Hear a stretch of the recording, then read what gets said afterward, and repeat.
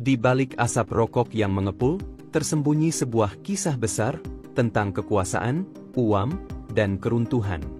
Gudang Garam, dulunya simbol kejayaan industri rokok nasional, kini berada di tepi jurang.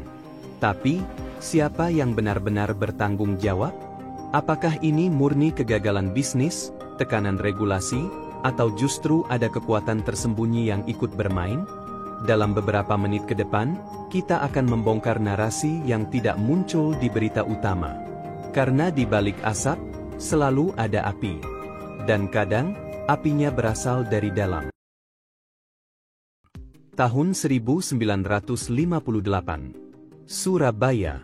Seorang pria bernama Surya Wonowijojo memulai perjalanan bisnisnya dengan satu keyakinan, rokok kretek adalah masa depan Indonesia.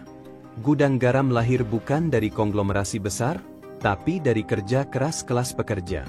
Pada puncak kejayaannya, Gudang Garam menguasai pasar nasional.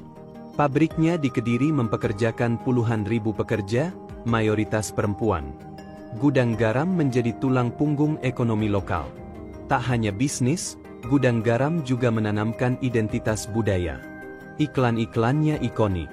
Sponsornya ada di film, olahraga, hingga seni. Di masa itu, menjadi bagian dari Gudang Garam berarti menjadi bagian dari sebuah dinasti. Tahun 2019, laba bersih mereka tembus 10 triliun rupiah. Forbes mencatat nama Susilo Wonowijojo sebagai salah satu orang terkaya Asia. Tapi seperti kata pepatah, semua yang naik akan turun. Sejak 2020, tanda-tanda mulai terlihat. Volume penjualan menurun. Harga saham stagnan. Pasar mulai bertanya, ada apa di balik diamnya Gudang Garam? Kita lihat datanya. Tahun 2022, pendapatan 124 triliun rupiah. Laba bersih turun drastis ke 2,7 triliun rupiah. Masih untung, tapi jauh dari masa kejayaan. Tahun 2023 sempat naik, tapi 2024 pendapatan anjlok ke 98,66 triliun rupiah. Laba bersih 981 miliar rupiah. Anjlok 82%. Bukan hanya angka. Di lapangan, ribuan pekerja diberhentikan. Mesin-mesin pelinting manual diganti otomatis. Gudang-gudang mulai kosong. Kediri, yang dulu berdenyut dengan produksi, kini mulai sunyi. Pemerintah menaikkan cukai rokok hampir setiap tahun.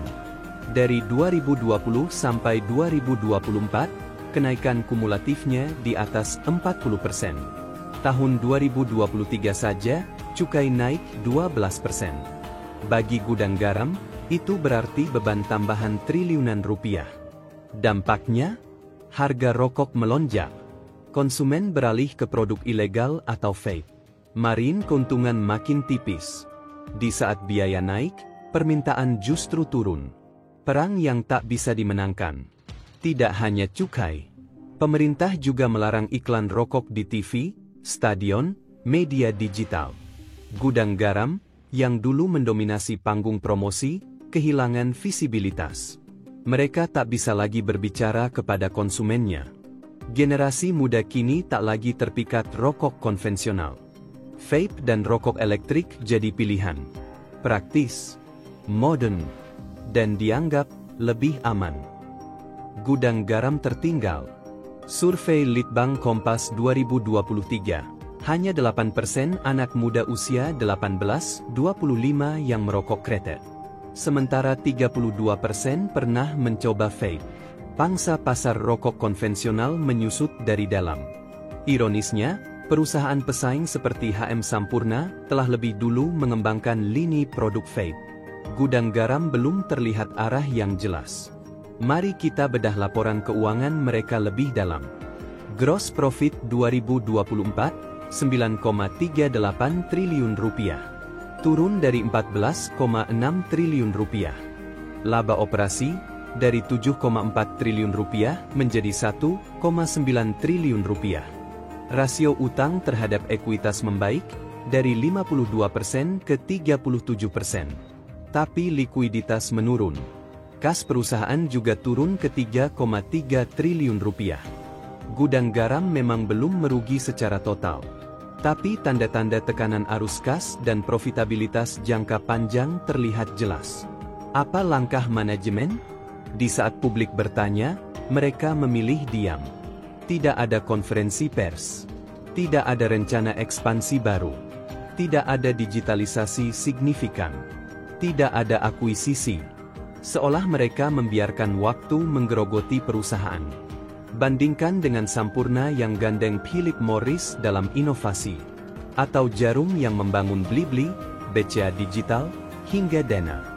Gudang garam seperti beku di masa lalu. Beberapa pengamat mulai berspekulasi, mungkinkah ini bukan sekadar kesalahan bisnis? Apakah gudang garam sengaja dibuat melemah agar mudah diambil alih? Ada rumor, tekanan politik terhadap industri rokok. Teori bahwa cukai dibuat seketat mungkin untuk membersihkan industri lokal dan membuka jalan bagi pemain asing. Ada juga yang menyebut, investor asing mengincar aset-aset besar gudang garam di Kediri. Lahan, fasilitas, distribusi. Semuanya siap jika perusahaan menyerah. Belum ada bukti resmi. Tapi sejarah bisnis Indonesia pernah mencatat pola serupa. Bagi sebagian orang, ini bukan sekadar soal angka. Ribuan karyawan kehilangan pekerjaan. Warung-warung kecil yang menjual rokok kehilangan penghasilan. Perekonomian lokal terguncang. Para pelinting manual, ibu-ibu yang menggantungkan hidup pada upah harian, mulai tergusur oleh mesin otomatis. Sebuah tradisi yang perlahan menghilang. Di Kediri, suasana tak lagi sama. Dulu, peluit shift berbunyi 3 kali sehari. Kini, hanya sesekali. Kota itu perlahan kehilangan detaknya.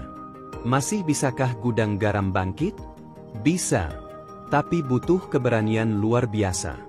Mereka harus mendefinisikan ulang siapa mereka. Bukan lagi sekadar pabrik rokok, tapi perusahaan teknologi konsumsi. Diversifikasi. Merangkul produk generasi baru. Memperkuat digital. Dan yang paling penting, berani bicara. Karena diam hanya mempercepat tenggelamnya kapal. Gudang garam pernah menjadi raksasa. Tapi raksasa pun bisa mati jika terlalu lama tertidur. Gudang garam bukan hanya kisah bisnis. Ia adalah cermin zaman. Dari kejayaan industri lokal, hingga tantangan globalisasi dan perubahan budaya. Mungkin, yang terbakar bukan hanya tembakau. Tapi sejarah, harapan, dan masa depan industri lokal. Dan saat api padam, kita baru sadar, siapa yang diam, siapa yang terbakar, dan siapa yang meniup apinya. Gudang garam, mungkin belum mati. Tapi ia sedang sekarat. Dan kita semua sedang menonton dari balik